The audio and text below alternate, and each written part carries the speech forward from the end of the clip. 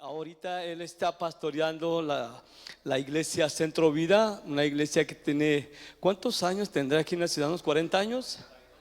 42 años.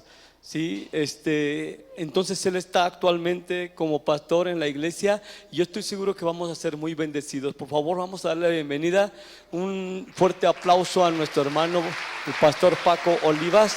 Gracias por estar aquí, en verdad. Gracias por darte el tiempo. Gracias, pastor. Sí, gracias. Buenas tardes. Tome su lugar, por favor. Estoy muy contento de poder estar aquí con ustedes. Prometo ser muy considerado. Gracias. En el uso del tiempo no me vaya a pasar como aquel hermano que dicen que predicaba 3 horas todos los domingos y hacía mucho calor ese domingo, y entonces dice la historia que empezaron a entrar moscas en la iglesia cuando era la segunda hora de predicación. Y usted sabe que una de las mentiras más santas que los pastores tenemos es: ya mero termino, es la última y nos vamos. Entonces empezaron a entrar moscas y el pastor seguía ignorando la situación con el calor, y luego de pronto empezaron a correr piojitos entre las filas y la gente estaba así como que ¿qué está pasando? Y de pronto 3 horas y media, y entonces empiezan a pasar ranas en la iglesia hasta al púlpito, y entonces al fondo se oye una voz que dice: deja ir a mi pueblo. ¿Sí le entendió? Ok, espero que le haya entendido. Si no, lea el libro de Éxodo, le va a ayudar bastante. Bien, es un gozo para mí estar con ustedes. De verdad, esta es una congregación en la cual admiramos, respetamos. Conozco al pastor Mario desde hace ya algunos años. Él me conoció hace como 20 kilos atrás, si no es que más. Era estudiante del seminario en aquel entonces, y bueno, estimamos mucho a esta congregación y les agradezco la confianza, pastor, de permitirme compartir con ustedes. Quiero invitarlo a que vaya por favor al libro de Mateo, al Evangelio de Mateo, capítulo 3. Vamos a hablar de un hombre que considero que su mayor ejemplo tiene que ver con la humildad. Sabe, yo, mientras usted se ubica en Mateo capítulo 3, le contaré que vengo de una familia que se dedica al ambulantaje. Vendíamos en camiones. Crecí en una de las zonas más conflictivas en aquellos entonces, ahora no lo es tanto, que es la zona centro. Crecí en el área de la Mariscal, la Ugarte. Yo sé que algunos que el Señor los sacó de por allá me conocen bien de dónde está el asunto. Victoria, Ugarte, Donato Guerra, Gimnasio José Neri Santos. Era un ambiente, era la zona roja de Ciudad Juárez. Pero cerca estaba un mercado muy famoso que se ha quemado varias veces por algo, ¿verdad?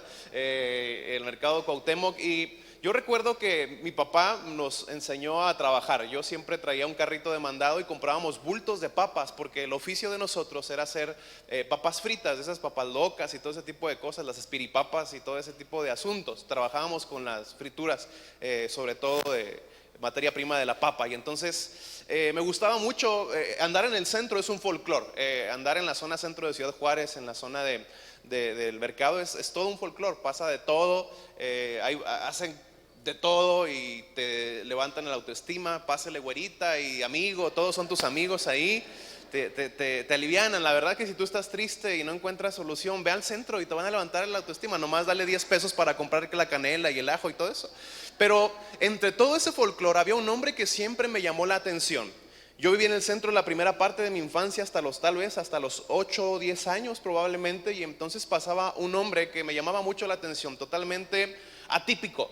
Pasaba aproximadamente cada 3 o 4 semanas y era un hombre vestido muy elegante, traía su corbata, parecía cristiano para mí. Yo no era cristiano en ese entonces, se veía muy bien, bueno, medio desaliñado a veces de los zapatos. Yo soy muy observador, sus zapatos siempre estaban sucios y su cabello estaba medio alborotado, pero en su cuerpo tenía una pancarta en el frente y una pancarta en la parte de atrás. Y entonces él traía un mensaje aquí enfrente que decía: Jesucristo te ama, y atrás decía y el que no se halló inscrito en el libro de la vida fue lanzado al lago de fuego. Y entonces era típico porque pues en el centro tú veías de todo. Había muchísimas cosas, vendedores de droga, había prostitutas, había muchas cosas, pero este hombre pasaba y era un hombre atípico. Y el día de hoy yo quiero hablarte de un hombre atípico que, aunque su propósito no tiene nada que ver con el hombre que te acabo de hablar, es alguien que nadie esperaba, y este hombre se llama Juan el Bautista. Así que yo sé que tú estás en Mateo capítulo 3. Vamos a leer 12 versículos. Mira, si no leíste la Biblia en la semana, hoy vas a leer 12 versículos. Muchas felicidades. Mateo capítulo 3 dice versículo 1: en aquellos días vino Juan el Bautista predicando en el desierto de Judea y diciendo: arrepentíos, porque el reino de los cielos se ha acercado. Pues este es aquel de quien habló el profeta Isaías cuando dijo: voz del que clama en el desierto, preparad el camino del Señor, enderezad sus sendas. Y Juan estaba vestido de pelo de camello y tenía un cinto de cuero alrededor de sus lomos, y su comida era langostas y miel silvestre. Y salía a él Jerusalén y toda Judea y toda la provincia de alrededor del Jordán, y eran bautizados por él en el Jordán, confesando sus pecados. Versículo 7. Al ver él que muchos de los fariseos y de los saduceos venían a su bautismo, les decía: generación de víboras, ¿quién os enseñó a huir de la ira venidera? Haced pues frutos dignos de arrepentimiento, y no penséis decir dentro de vosotros mismos: a Abraham tenemos por padre. Porque yo os digo que Dios puede levantar a hijos a Abraham aún de estas piedras. Y ya también el hacha está puesta a la raíz de los árboles. Por tanto, todo árbol que no da buen fruto es cortado y echado en el fuego. Yo a la verdad os bautizo en agua para arrepentimiento, pero el que viene tras de mí, cuyo calzado yo no soy digno de llevar, es más poderoso que yo. Él los bautizará en Espíritu Santo y fuego. Su aventador está en su mano, y limpiará su era y recogerá su trigo en el granero, y quemará la paja en fuego que nunca se apagará. Este es Juan el Bautista. Recuerde que estamos en una época en la que por 400 años no había palabra de Dios. ¿Se imagina usted 400 años? A lo mejor usted falta un domingo y siente que algo le falta, pero ellos tenían 400 años en los cuales Dios no había hablado. 400 años de oscuridad espiritual. El pueblo había pasado por tantos, por exilios, por situaciones que por su pecado, vino este tiempo de oscuridad. El pueblo de Israel esperaba a un Mesías, alguien que le salvara, alguien que le rescatara. Más que espiritualmente, esperaban a alguien que políticamente, como militarmente, pudiera salvarles. Pero de pronto aparece, antes de que Jesucristo venga, el que anuncia casi como la tercera llamada en el teatro, ¿verdad? La persona que está anunciando que pronto va a venir el Mesías. Viene Juan el Bautista. La pregunta que hoy quiero hacer, y yo le recomiendo, si usted puede apuntar o grabar, anote, porque hay muchas cosas muy buenas que hoy vamos a aprender de la palabra. La pregunta es: ¿quién es Juan el Bautista?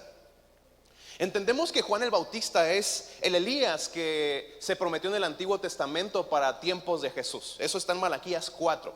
Entendemos que Juan el Bautista es el que prepara el camino, porque Jesucristo iba a venir después de él. De hecho, Juan el Bautista es mayor en edad física, por supuesto, 6 meses, porque Jesucristo es desde antes de la creación. Pero hablando en términos físicos, Jesús es menor a Juan el Bautista por 6 meses. Es el primer profeta real que termina con un silencio de 400 años. Es el hombre, no estamos hablando de cualquier hombre. Juan el Bautista es la persona que termina el silencio espiritual que llevaba 400 años.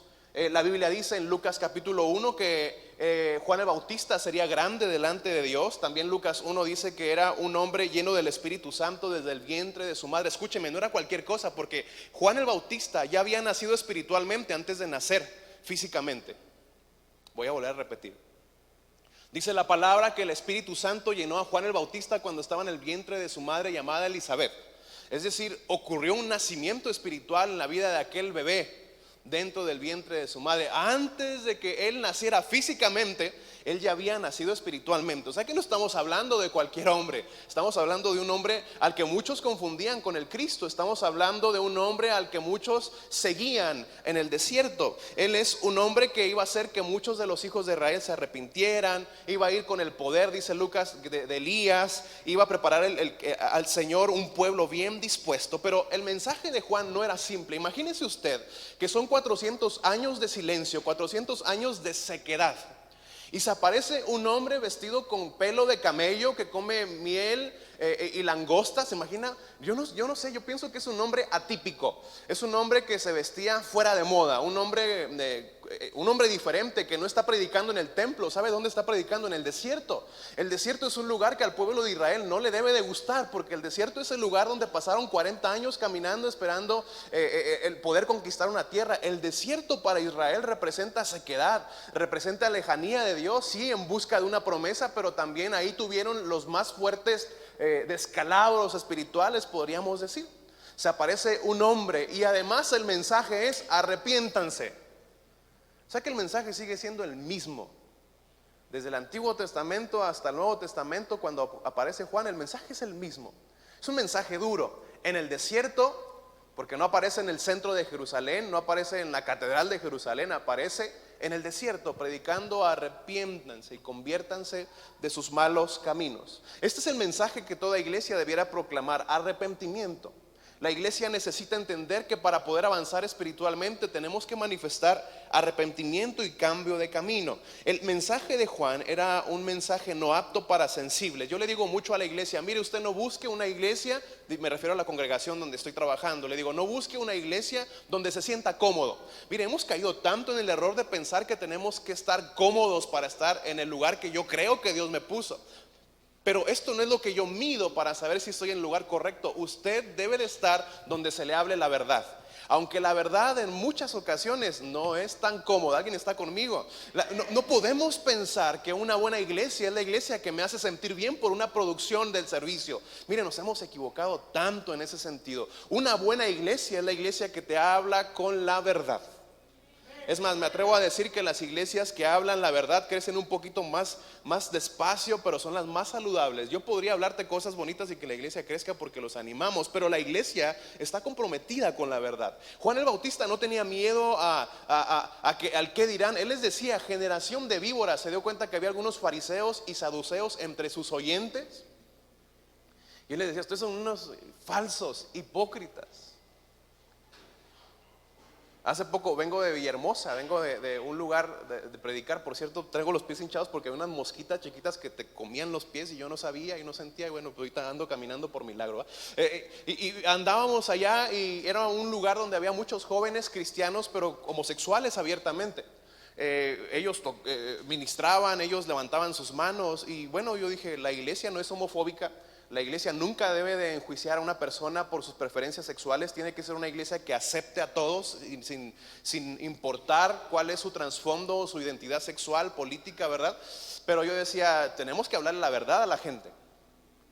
Tenemos que decirle. Y me dieron un tema que estaba muy acorde. Dije: bueno, Señor, yo sé que vengo de fuera y no es lo más indicado, pero tengo que hablar la verdad. Se imagina aquel grupo de muchachos, estaban así en bola todos juntos, y yo tuve que hablar del tema porque además el tema era ad hoc. Estoy trabajando con la iglesia Todas las Naciones. Son coreanos que vienen y trabajan al centro y sur del país. Y entonces cuando lo dije, me miraban con unos ojos de: te queremos besar, te queremos me querían apedrear. Bueno, a lo mejor lo pensaron. Digo, no se puede resistir a tanto encanto al frente, seguramente. Y me miraban tan feo. Se levantaban con molestia, pero yo tenía que decir la verdad por amor a la gente. Yo tenía que confrontar a la luz de la palabra con respeto, con amor y con humildad, pero decirles: muchachos, el camino que ustedes están tomando no es el correcto. Y no me importa cuál sea tu razón científica, la palabra tiene un principio y es este. Y el principio de Dios se aplica en todo momento, en cualquier época y bajo cualquier circunstancia. No, me miraban que casi me tiraban con los aguacates que tenían en los árboles porque era una selva. Dije: Dios mío. Y no me hablaron durante todo el campamento. Se veía que no me querían, pero dije: Señor, yo cumplí mi propósito, que era decirles la verdad. Una iglesia saludable no es la que es cómoda en sus instalaciones. Una iglesia saludable es aquella que te dice la verdad, aunque ésta sea difícil de escuchar. Pero la verdad es que es más que necesaria para nuestras vidas. Este era el mensaje de Juan. Le hablaba a los corruptos y les decía: dejen de robar, corruptos. Le hablaba a los soldados y les decían: dejen de extorsionar y estén contentos con su salario. Le hablaba a los sacerdotes y los levitas, a los fariseos, les hablaba de arrepentimiento. Los fariseos eran un grupo elitista que pensaban que ellos eran la última Coca-Cola en el desierto, pero también había saduceos que decían que había libertad de vivir tu vida. Eran conocidos por su negación a las cosas sobrenaturales, Y qué interesante es que en la iglesia podemos caer en estos dos extremos, o de sentir que somos la última Coca-Cola en el desierto, o bien querer abusar de la gracia y la negación de cosas. Pero hermanos, tenemos que estar siempre atentos a la verdad de la palabra. Este tipo de grupos eran los que estaban con Juan. Juan no titubeaba en hablar la verdad. Recuerda, estaban en el desierto. Esto me recuerda la segunda carta de Timoteo, donde Pablo anima a su discípulo Timoteo a predicar a tiempo y en destiempo. Aunque sea aceptado o no sea aceptado su mensaje, la iglesia siempre debe predicar la verdad en humildad y en amor. La gente tenía 400 años sin escuchar la voz de Dios. Tanto deseo tenían que una multitud iba al desierto a escuchar a Juan el Bautista. Juan el Bautista le dijo a las multitudes, por ejemplo, si tienes 2 camisas, da una a los pobres; si tienes comida, comparte con los que tienen hambre. Porque a veces somos tan religiosos que queremos mejor orar por el que necesita, pero nunca darle, ¿verdad? Porque está difícil. Yo me acuerdo que en la iglesia Centro Vida, cuando yo era un simple congregante que nadie conocía, pasaba por ahí por una calle larga, y entonces hay un hermano que decía que Dios le había dado una camioneta para la honra de Dios. Y entonces yo me acuerdo que iba cansado con mi mamá y íbamos y pasaba, ¡fum!, y me decía: Dios te bendiga, Paco. Recuerdo cuando mamá se enfermó, que teníamos hambre, a veces no había para comer, y la iglesia nada más atinaba en decir: vamos a orar por ti. Es lo peor que podemos hacer. Y entonces Juan les decía: si usted tiene una camiseta para dársela a su hermano, désela. Si usted tiene para darle de comer al que no tiene que comer, dele de comer. A los fariseos les caía como balde de agua fría, porque eran tan religiosos que nadie se podía acercar a ellos. La verdadera iglesia es una iglesia que abre sus brazos a la humanidad. Es una iglesia que abre sus brazos al necesitado. Es una iglesia que no le importa si son migrantes que nos roban el trabajo o no. Lo único que sabemos es que Dios está trayendo a las naciones a esta ciudad para que nosotros les hablemos a ellos de Cristo. Que vengan y reciban a Cristo. ¿Alguien está conmigo? Esa es la iglesia. Alguien me dijo: pastor, nos están robando el trabajo. Le digo: pues nos van a lo mejor sí, pero ¿no te has dado cuenta que hemos sido tan negligentes en la gran comisión que ahora las naciones vienen a ti en vez de que tú vayas a ellas? La iglesia está para recibir a la gente, y los fariseos no hacían eso, pero Juan no titubeaba y les decía sus verdades. Juan, a pesar de ser quien era, a pesar de tener la unción que tenía, a pesar de que era seguido por multitudes, muchos confundían a Juan con el Cristo.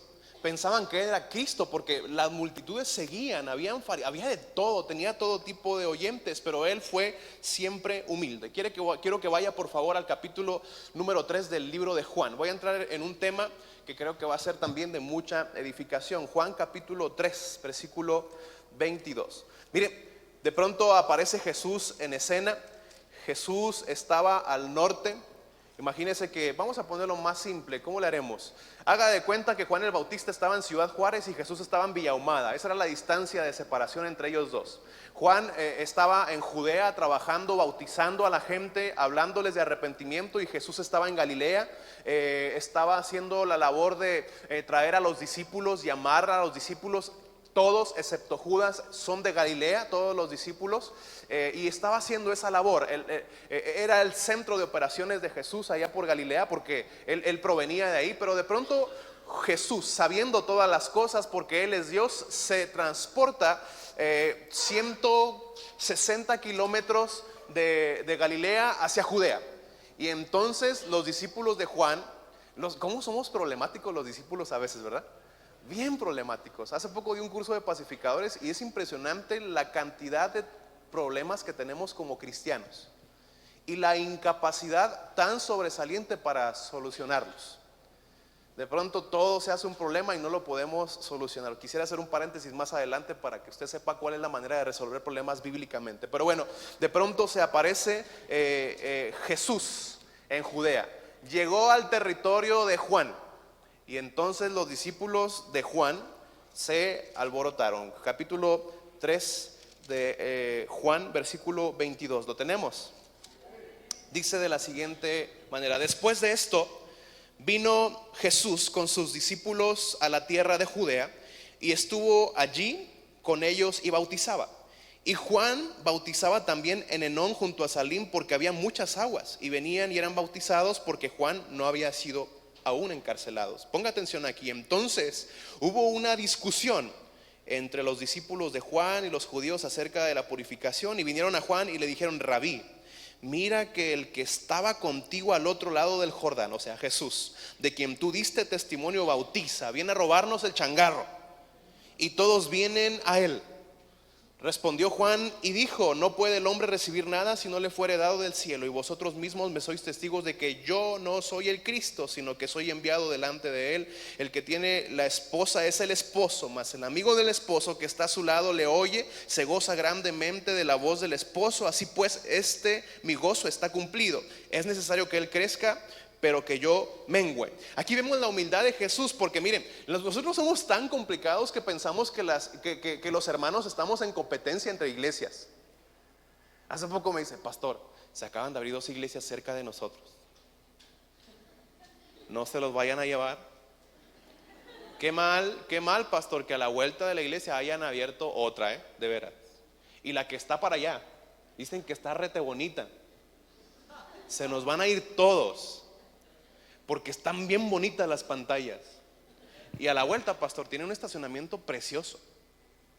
Casi que me dice: vamos a volantear ahí para que sepan que Centro Vida está ahí en medio de las dos.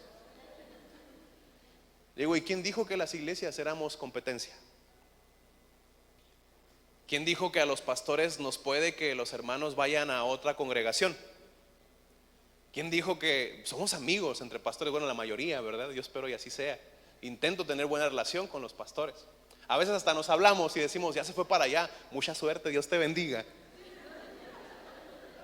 Se crea. Bueno, sí, ¿verdad? Y los discípulos de Juan estaban diciendo: oye, Juan, maestro, resulta que el hombre del que tú das testimonio viene para Judea y nos está robando a la gente. De hecho, Pedro, me parece, era discípulo de Juan, y decían: se los están llevando. Le digo una cosa: la iglesia no es de los pastores, la iglesia es de Cristo. Las ovejas no son de los pastores, las ovejas son de Cristo. Procuro siempre decir que no son mis ovejas, no son mis discípulos, son del Señor. De hecho, yo soy oveja y discípulo de Cristo, pero Él es el dueño de todas las cosas. Pero nosotros pensamos que tenemos la autoridad para apropiarnos de lo que por gracia Dios nos ha permitido trabajar. Entonces Juan responde de una manera tan maravillosa, demostrando su humildad, y responde en el 27 y 30, dice: no puede el hombre recibir nada si no le fuere dado del cielo. Número 1, escúcheme, la humildad de Juan se destaca porque nos da un principio que usted y yo tenemos que aprender. No puede recibir el hombre nada si no le fuere dado del cielo. Sea dinero, sea posesiones, sea inteligencia, sea ministerio, sea carrera, sea un genio, sea usted lo que sea, tenga lo que tenga, todo lo que tú tienes viene del cielo. Todo. No es tu dinero, es su dinero. No es tu carrera, es lo que Él te permitió por algún propósito. Y aquí es donde algunos cristianos patinamos, porque pensamos que nosotros lo logramos por nosotros mismos. Pero la verdad es que no puede recibir el hombre nada si no fue dado del cielo. ¿Sabes por qué trabajas? Porque tienes salud. ¿Sabes quién te dio salud? No nada más es que tú te cuidas, es que Dios está cuidando de tu vida. ¿Sabes por qué puedes estudiar y tener tan sobresalientes notas? Porque Dios te ha dado algo que se llama inteligencia. Te lo dio Dios. De hecho, es algo que Dios da gratuitamente. Dice: si te falta sabiduría, pues pídela y se te dará sin reproche y abundantemente. Así que para todos hay inteligencia, no te creas Jimmy Neutron. Todo lo que el hombre tiene, dijo Juan: ay, muchachos, todo lo que yo tengo viene del cielo. Voltea con el que está a tu lado y dile: todo lo que tenemos viene de arriba. Todo viene del cielo. En el versículo 28 él dice: yo no soy el Cristo. Básicamente lo que Juan está diciendo: ¿cómo yo podría competir con Dios? ¿Cómo yo podría ponérmele a Dios? Porque estamos hablando del Hijo de Dios encarnado. Juan está diciendo: ¿cómo me le puedo poner a Él? O sea, ya les dije, yo no soy el Cristo. ¿Por qué habría de competir con Dios? Juan entendía que Él estaba al otro lado, que el que estaba al otro lado, era el que bautizaba con el Espíritu Santo y fuego. ¿Qué oportunidad tendría Él de competir? Absolutamente ninguna. Muchos quieren competir con Dios y pretenden hacer las cosas como Dios, pero esto es un absurdo. Contra Dios, iglesia, nunca podremos. Aunque quieras justificar tus acciones, aunque quieras negociar tus principios morales a la luz de la palabra y decir, bueno, y si lo ajustamos así, Señor, contra Dios nadie puede. Los principios de Dios son, y se acabó. Y es algo que no nos gusta como seres humanos, porque queremos tener autonomía sobre nuestra vida. Y Dios te dice, este es el camino. Y lo más interesante es que Dios no nos da un camino para hacernos religiosos o nos quiere oprimir. Él nos quiere dar principios de vida abundante, principios que te llenan de paz. Qué absurdo es que muchos podamos decir, yo no voy a la iglesia, o yo no leo la Biblia, o no obedezco, porque parece que, como dijo aquel hombre que ni se sabe el nombre, pero que dice que la religión es el opio de todos los pueblos. Discúlpeme usted, pero déjeme decirle que todos los principios establecidos en esta palabra son principios que lo único que han hecho en mi vida ha sido bendecirme, ha sido enseñarme a ser padre, enseñarme a criar a mis hijos.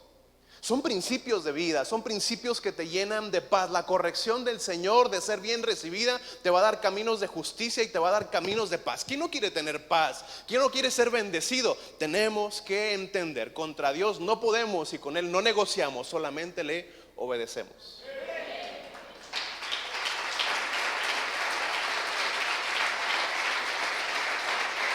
A Él solo lo obedecemos. Es un absurdo querer justificarnos. Es un absurdo querer racionalizar y decir lo que la Biblia muestra no es adecuado. Pero ni tu razón, ni la ciencia, ni la filosofía, ni ninguna idea hipotética que haya salido de tu mente humana podrá con Dios. Un rasgo de la humildad de Juan nos enseña este principio: contra Dios no puedo, yo solo soy un hombre. Y es que ¿sabe qué? La crisis actual de la iglesia tiene que ver con que nosotros queremos ser amos cuando fuimos llamados a ser mayordomos. Lo voy a repetir porque esto está muy bueno. La problemática principal de la iglesia es que pensamos que somos amos, pero Dios nos llamó a ser mayordomos. El problema de tu matrimonio muchas veces tiene que ver con que tú ves a tu pareja como si fueras el amo de ella o el amo de él.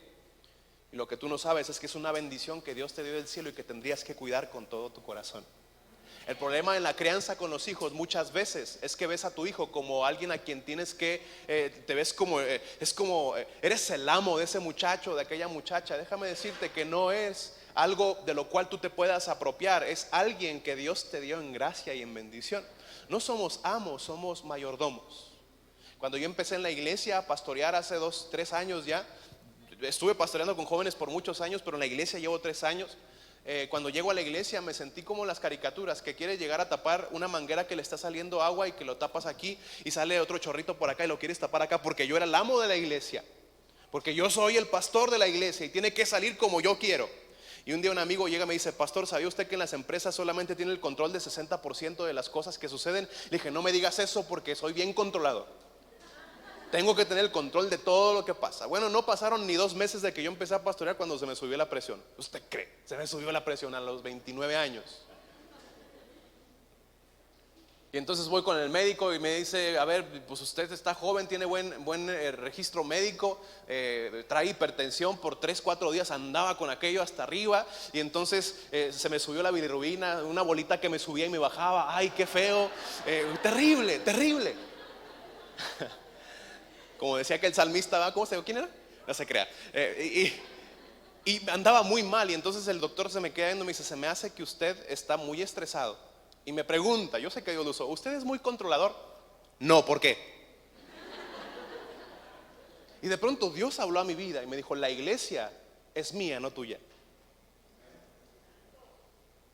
La iglesia depende de mí, no de ti. Señor, pero yo tengo que buscar hacer, sí, pero es más mía que tuya, es más, ni tuya es. Tú no eres el amo de la iglesia, yo soy el amo de la iglesia.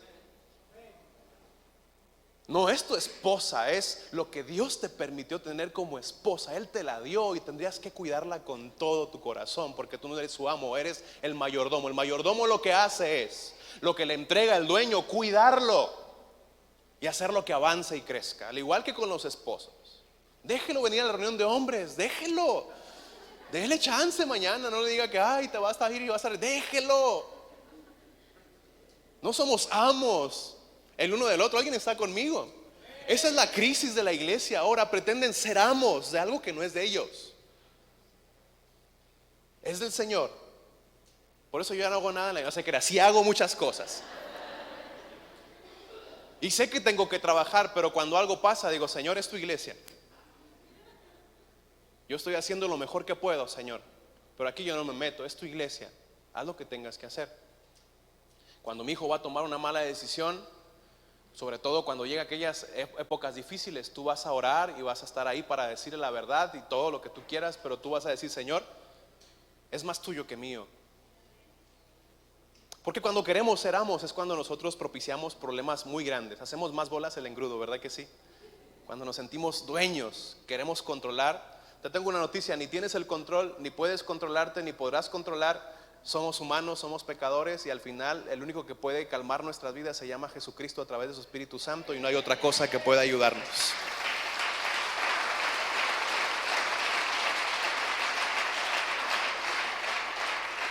Por cierto, hablando de problemas, antes de avanzar con Juan, ¿cómo resuelves un problema bíblicamente? Te voy a dar 4 principios bíblicos. Número 1, honra a Dios en medio del problema. Primera de Corintios 10:31. Todo problema que tú tienes tiene un propósito en Dios. Hasta la enfermedad más dura, hasta la crisis familiar más fuerte tiene un propósito. Y dice Primera de Corintios 10:31 que honremos a Dios en todas las cosas. Número 1, busco honrar a Dios. El capítulo 5 al 7, esos capítulos donde Jesús habla en el sermón, nos da el segundo principio: saca la viga de tu ojo. Primero, busco honrar a Dios. Número 2, saco la viga de mi ojo para ver cómo aporto al problema, porque aunque seas la víctima, muchas veces aportas con tu falta de perdón. La Biblia dice, pues antes de sacar la astillita del hermano, pues, sácate la bigota de tu ojo. Número 3, Gálatas 6:1, restaura humildemente. Haz de saber a la persona que te ofendió cómo te ofendió, pero hazlo con 2 cosas: humildad y con amor. Y número 4, ve y reconcíliate. ¿Sabes qué es terrible? Que como cristianos no podamos reconciliarnos con el que nos ofendió y que prediquemos que Jesucristo es amor. Es terrible. Así que reconcíliese. Y si no se puede reconciliar con aquella persona, le tengo una buena noticia: si usted hizo lo bíblico, Dios está satisfecho con su trabajo. Honre a Dios en el problema. Saque la viga de su ojo. A veces somos demasiado sensibles. Saque la viga de su ojo, haga saber cuál es su molestia, respetuosa y humildemente, según Gálatas 6:1, y reconcíliese con las personas. Y si no hay reconciliación, quédese tranquilo, tranquila. Usted hizo lo que Dios manda que usted haga, ¿ok? ¿Está con eso? Bueno, ya vamos a avanzar. Nomás se lo quiero dejar ahí porque me encanta el tema. De pronto Juan dice también, cuando se arma el problema con los discípulos, mi gozo está cumplido. En el versículo 29 de Juan capítulo 3, el gozo del hombre, escúcheme, viene a través de la obediencia y no de la gloria personal. De hecho, aquí le va otra bomba: si usted ora y ayuna pero no obedece, está perdiendo el tiempo. Si usted ora y ayuna pero no obedece, usted está perdiendo el tiempo. A veces queremos ayunar para que se vaya de hermano, de no ser, de eso, para eso no es el ayuno. Juan dice, mi gozo es obedecer al que me envió. El gozo de la iglesia es la obediencia. Alguien me dijo una vez, pastor, ore por mi negocio, y que voy al negocio y que está colgado de como los diablitos ahí y le tienes que quitar eso. No, porque tengo que hacer unas cosas primero. No, es que no se trata de la oración mágica, se trata de la obediencia. No se trata de orar y ayunar nada más, se trata de obedecer. Pastor, es que quiero ser libre. Pues perdone. Ay, no, ¿para qué? Pastor, es que es bien buena onda, yo sé que se va a convertir al Señor y me quiero casar con él, me encanta, es guapo. En la iglesia no hay guapos, yo no sé, que el Señor está puro feo, rescata. Eso pasa en mi iglesia, Y los guapos, pues ya estamos casados, pues ¿qué le hacemos? Y de pronto dice, no, pues si se va a convertir, ¿cómo no? No, es que no esperes bendición si no eres obediente. De nada sirve que oremos y ayunemos si no somos obedientes. ¿Alguien está conmigo? Es la obediencia. Es la obediencia. Ahí estamos, Señor, ¿cómo le hago? Y te está diciendo la palabra perdona. Pero no, Señor, de otra forma, no habrá como una chancecita como de, Señor, ¿cómo evado más impuestos de manera más santa? Eso no se puede. Señor, es que en vez de pagar la multa, mejor le doy una ofrenda de amor al siervo mira que se ve. por algo anda pidiendo, no le pagan bien, Señor. ¿Para qué le pago al gobierno? Mejor le pago a él, un Cuauhtémoc, un Benito Juárez, pero de los nuevos o algo. ¿Sabe? La iglesia es tan curiosa que pretende orar y ayunar, levantar manos, pero no ser obediente. No hay manera de ser bendecidos de esta manera, de este modo. Bueno, a veces Dios nos bendice porque tiene misericordia, ¿verdad? Siempre nos bendice, pero no podemos esperar avanzar si no hay obediencia. Juan está diciendo, mi gozo viene a través de la obediencia y no de la gloria personal. El gozo de Juan estaba en hacer lo que se le había destinado a hacer. Su gozo se completó cuando supo que su telón se iba a cerrar para que se abriera el telón del Mesías. De hecho, qué impresionante es que este hombre muere después decapitado. Pero él estaba contento porque su tarea la había hecho. Él no quería elogios. Él solo quería hacer lo que tenía que hacer, lo correcto. El gozo de la iglesia es ser obedientes a la palabra de Dios. El gozo de la iglesia es ser atento seguidor de lo que la palabra dice y seguirlo porque demuestras en tu vida que es real. ¿Alguien está? ¿Sí está conmigo o no? Ese es el gozo de la iglesia, ser obedientes. Tu gozo y mi gozo es hacer lo correcto y no recibir elogios y aplausos de la gente. Eso se acaba, pero el que hace la voluntad de Dios permanece para siempre. Para siempre, el que hace la voluntad de Dios permanece para siempre. De muy poco serviría recibir elogios de la gente si yo no hago la voluntad de Dios. Es más, no queremos elogios, queremos hacer la voluntad de Dios en nuestra vida.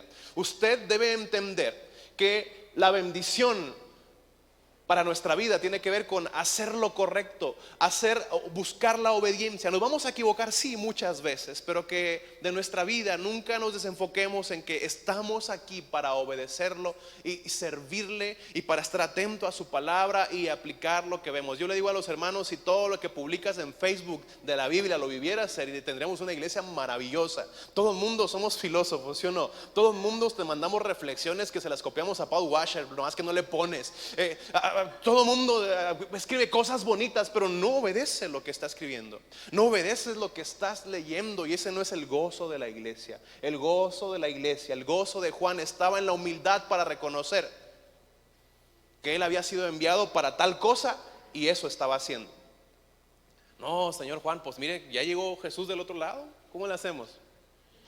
Fundamos la iglesia tal, la iglesia de Juanito, la iglesia de Cristo. ¿Cómo la hacemos, Señor? Y él dijo, yo no soy el Cristo y mi gozo está en que estoy cumpliendo lo que tengo que hacer. El que se goza es el esposo y la esposa. Yo nada más soy el padrino, vaya. Yo estoy acá de este lado. Él es el bueno, él es el Cristo. Después termina con algo que siempre me ha encantado de Juan. Es necesario que él crezca, que yo mengüe para que él crezca. Aquel hombre al que le seguían las multitudes, aquel hombre que tenía una influencia, aquel hombre que había nacido de nuevo antes de nacer físicamente, aquel hombre que tenía el poder y la unción de Elías, aquel hombre que le aguantaban sermones en el desierto los fariseos, saduceos, soldados y corruptos, aquel hombre grandioso al que muchos pretendían o confundían con el Mesías, aquel hombre lleno de poder que había terminado con los 400 años de silencio, termina diciendo, yo necesito salir de la escena para que él haga lo que tiene que hacer. Yo necesito menguar para que él crezca. Mire qué curioso, yo no sé si es una casualidad o una diosidencia que de pronto le cortan la cabeza porque la cabeza es Cristo, dicen algunos. Fue algo muy interesante. Le tengo una noticia. Jesús mismo dijo que entre los profetas de la antigüedad no había mayor que Juan el Bautista. ¿Por qué? Porque él vio a Jesucristo. Los profetas anteriores profetizaron de Cristo, pero nunca lo vieron, y Juan fue el mayor de todos porque vieron a Cristo. Pero dice que el que nace de nuevo a través de Jesucristo es mayor que Juan el Bautista. No, pensé que lo iba a entender. Dice la palabra que usted es mayor que Juan el Bautista porque nació de nuevo a través de Jesucristo al recibirlo en nuestro corazón. Pero es necesario que nosotros menguemos. Iglesia, mi intención es que tú recuerdes que todo lo que tienes viene de arriba. Mi intención es que tú entiendas que tú no puedes ponerte contra Dios a negociar principios. Tú y yo solamente obedecemos, que al final son principios de amor. Mi intención es que tú no te veas como amo de la iglesia, como amo de tu familia, como amo de tus hijos. Tú no eres eso, tú eres un mayordomo. Dios te dio todo lo que tienes y tú tienes que cuidarlo. Cuida a tu esposa, cuida a tus hijos, ámalos y velos como aquel recipiente donde tienes que invertir tu vida para que el propósito de aquellas personas a tu lado se cumpla y avance. No son tuyos, no es tuya, no es tuyo. Es una bendición que Dios te ha dado por gracia y tenemos que cuidarlo. No olvides que la crisis de la iglesia tiene que ver con pretender ser amos. Y finalmente es necesario que nosotros disminuyamos para que Él crezca. Qué pedazo de hombre es el Señor Juan. Disminuir. Aquí es donde la puerca tuerce el rabo, ¿no? Decir, Señor, me abandono a ti. Porque estamos acostumbrados a un cristianismo donde lo único que quiero es comodidad y bendición. Sufrimientos no. Luchas no. Pero lo que tú no sabes es que el sufrimiento y la lucha es el martillo de Dios para quebrar tu vida y formarte en el carácter de Cristo. Dios sanó en la iglesia a una mujer de un tumor cerebral. Fue un milagro impresionante. Impresionante. Oramos la iglesia y desapareció el tumor. Estaba muy crecido y la cosa estaba muy mal.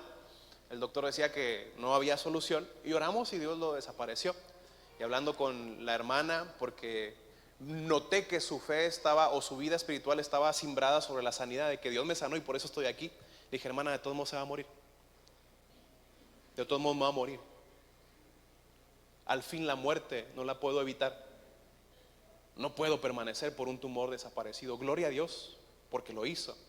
Pero es para despertar la fe de la familia y que ustedes se rindan a Cristo. Porque en algún momento le dije, y se lo dije así bonito, ¿verdad? Los pastores somos muy bonitos, pero pues, la soltamos, ¿no? Se va con todo a veces. A lo mejor, bueno, ya. Y entonces yo sí le dije, hermana, usted y yo nos vamos a morir. Sea de un tumor, sea de un paro, algo nos va a pasar. Nuestra fe no está fundamentada en el favor que nos pueda dar la iglesia. Nuestra fe está fundamentada en que Jesucristo es el que dio su vida por mí y hasta el fin de mis días yo quiero permanecer. Tenemos que aprender a vivir este tipo de cristianismo, de humildad, de sujeción. Yo le dije al Señor, y la primera mentira, ya voy a terminar, ya casi estoy entrando al final. Yo le dije al Señor en algún momento, Señor, yo te quiero servir. ¿Sabe cómo quería servir a Dios? Número 1, predicando con jóvenes. Número 2, cantando en la alabanza. Nada más. Por muchos años me dediqué a la música y me encantaba viajar y predicar y cantar. Y entonces un día mi pastor me habla y me dice, Paco, quiero que te vengas conmigo a la iglesia después de que acabé la universidad. Mi pastor me impulsó siempre y me habla a la iglesia y me habla para nada. Porque yo no hacía nada en la iglesia. Yo tenía un buen trabajo y dejé todo y me vine a la iglesia y estuve así por 2 años. Y de pronto la gente decía, ¿y cuándo el pastor va a ser el pastor principal de la iglesia? Y se empezaron a hacer grupos en la iglesia. Y dije, Señor, yo no quería esto. Yo te dije que te quería servir predicando y te dije que te quería servir cantando. Porque creo que canto bonito, le decía. Y mi pastor, Dios lo usó porque de pronto se puso como una tumba. O sea, no hablaba. Decía, pastor, ¿cuál es el plan para mi vida? Tengo un hijo que tiene 6 meses y estoy en una situación crítica financiera y la gente se está dividiendo, pastor. Me están hablando para invitarme a abrir otra iglesia, pastor. Y yo les dije que no. Hasta una profetisa se levantó en la iglesia y dijo, ese hombre que está ahí es el que va a dividir la iglesia. Y dije, pastor, yo nunca pedí esto. Y lo peor es que los hermanos se la creían y me miraban feo. O sea, el que amaban la alabanza ahora lo odiaban porque iba a dividir la iglesia, porque a alguien se le ocurrió profetizar que ni profecía, una burrada, perdón por la palabra. Y empecé a tener un sufrimiento terrible. Dije, Señor, yo no nací para esto. Yo estudié y me esforcé y me consagré para servirte felizmente. Yo quiero estar feliz cantando, yo quiero predicar feliz y que digan, ay, qué bonito predica, hermano. Yo quiero eso, o sea, yo quiero estar bien. Yo quiero vivir la vida tranquila, quiero cantar y quiero desahogarme en el altar y porque me gusta mucho. Y me empezó a dar unas pruebas terribles. Terrible, pasaron 2 años sufriendo, de verdad era lloro. Mi esposa no se levantaba de su cama en las mañanas por una depresión en la que entramos. Era terrible tener que verla. Y mire, yo le prediqué a cientos, a miles de jóvenes en mi adolescencia y juventud inicial.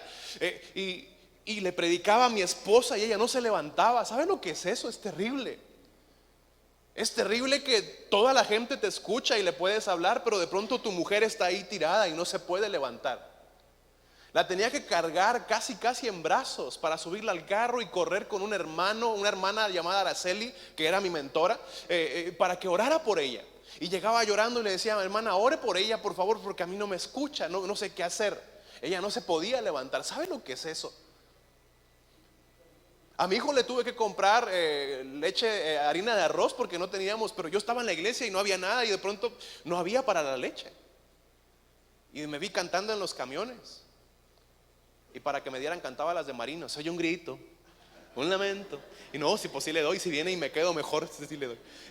Y me vi cantando en los camiones y mamá me dijo: hijo, si no tienes dinero, dale harina de arroz. Te cuesta 10 pesos la cajita y con un litro de leche. Y dije: mamá, mi hijo no está acostumbrado a eso, pero vamos a ver cómo funciona. Afortunadamente tiene estómago como yo, ¿verdad? De pobre. Todo lo que se come le cae bien.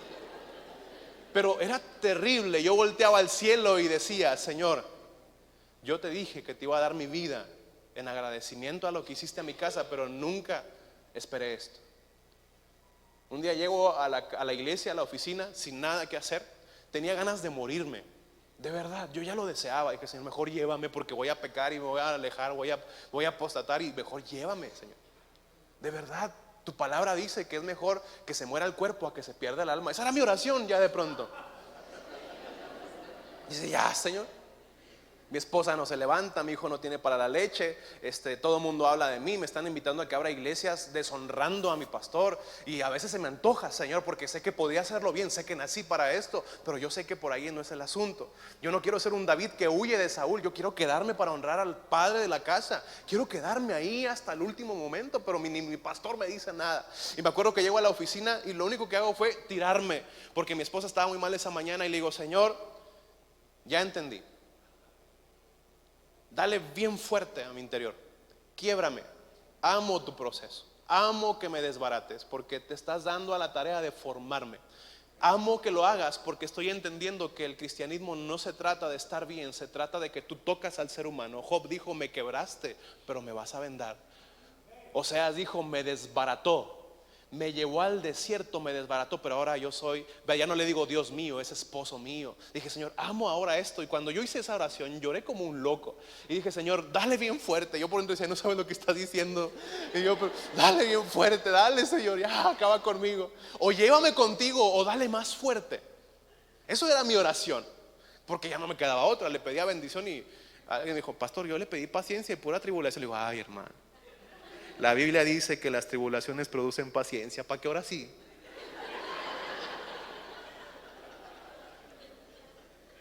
Y queremos bendición, pero no queremos lo difícil. Yo me acuerdo que estaba ahí tirado y me levanto, y ese día, como por arte de magia, llega mi pastor: Paco, quiero hablar contigo. Y dije: vaya, después de 2 años y medio, vamos a ver qué onda. Dice: Paco, yo sé que hoy Dios obró en tu corazón. Le dije: ah, caray, brujo. Y me dice: Dios me habló el día de hoy, Paco. Es el tiempo. Va a pasar esto. Yo me hago a un lado. Este es tu tiempo. Volteo al cielo y digo: Señor, si eso hubiera sido desde hace 5 años, yo estaría pastoreando. Si hubiera sido la oración de: Señor, haz lo que tengas que hacer, aunque duela. Si esa hubiera sido, yo oro así. A veces digo que: Señor, pues dale. Pero es que esa es la vida del cristiano. No es mala la vida del cristiano, es maravillosa, pero tiene momentos. Dice la palabra que Dios al que ama disciplina y azota al que tiene llamado por hijo. No le pega, lo azotas, imagino. Pero de pronto volteo al cielo y digo: Señor, gracias, porque qué privilegiados somos de que el creador de todas las cosas conocidas y no conocidas te voltea a ver a ti, me voltea a ver a mí para formar mi vida. ¿Quiénes somos nosotros? Ese es el evangelio que Juan estaba pregonando. Juan no quería aplausos, Juan no quería reconocimiento, Juan quería que se hiciera la voluntad de Dios. Ahora yo ya no quiero ser predicador para que la gente me conozca. Ahora quiero predicar su palabra porque lo amo tanto y quiero que la gente sepa quién es Él. Porque el Señor me confrontó: ¿y para qué quieres predicar? ¿Para darme a conocer o para darte a conocer? Así en mi vida dije: ay, Señor, soy tan inseguro que quiero servirte para que la gente me vea y me aplaude. Pues por eso, Paco, te estoy dando donde más te duele. Pero consuélate, como dijo Job, Él quiebra, pero venda.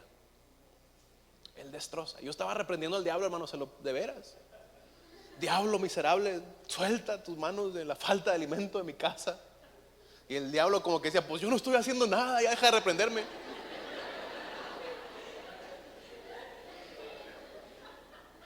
Y ahí está uno reprendiendo demonios. Entonces, no, es que estaba viendo Stranger Things y de seguro porque la estaba viendo. Los millennials saben qué es eso, ¿verdad? Y estaba viendo esto y por eso. Dice la Biblia en Job capítulo 1 que hay un círculo de protección para sus hijos. Dice la Biblia que a Pedro lo zarandeó porque el diablo le pidió permiso a Dios para tocar un poquito a Pedro. El diablo no te puede tocar. Ya déjenlo en paz, él anda ocupado allá en Irán o Afganistán a ver cómo planea otra guerra. Acá están sus secuaces, no es omnipresente, no es todopoderoso. No sé si estoy siendo claro. Cuando estás en conflicto y eres hijo de Dios, Dios está tocando tu vida para formarte. Dios está obrando. Cuando te enfermas, Dios va a obrar. Algún milagro va a hacer en tu casa. Dice la palabra que si vivimos, para Él vivimos, pero si morimos, también para Él morimos. Nuestra vida va más allá de este plano terrenal. Mi vida está mucho más allá. Es muy poquito lo que voy a vivir en comparación con la eternidad a su lado. Así que dejemos de buscar un cristianismo que me tenga cómodo y feliz, porque eso no va a suceder pensando en que al final en este mundo solamente somos peregrinos. Y más adelante la historia está escrita, usted y la iglesia. Mire qué curioso. La iglesia empieza con Adán y Eva, con dos, pero termina con Cristo y la iglesia. Usted es la iglesia de Jesucristo. Y lo único que tenemos que hacer es ser humildes. Ser humildes como Juan el Bautista. Yo no tenía planeado hablar de las tribulaciones, pero yo sé que Dios siempre hace las cosas por algo. Tal vez tú estás esperando que Dios haga algo porque estás desesperado y estás reprendiendo y estás ungiendo tu casa y pones estaquitas con versículos bíblicos en el parque de enfrente. Y es bueno, son buenas cosas. Está bien lo que tú gustes de la palabra, pero ¿qué dirías tú si yo te menciono que tal vez Dios está tocando tu vida fuertemente para que tú seas formado? ¿Qué diría usted si yo le animara a que su oración fuera, Señor, dale más y dale fuerte? No te detengas hasta haber acabado tu obra en mi vida, hasta haber transformado. Tal vez esa prueba tiene que ver para que seamos como Juan el Bautista. Todo lo que tengo viene de ti. Yo no puedo contra ti y yo necesito de crecer. Necesito disminuir para que tú crezcas en mí. Esto es algo impresionante. ¿Alguien está bendecido? ¿Alguien ha recibido palabra el día de hoy?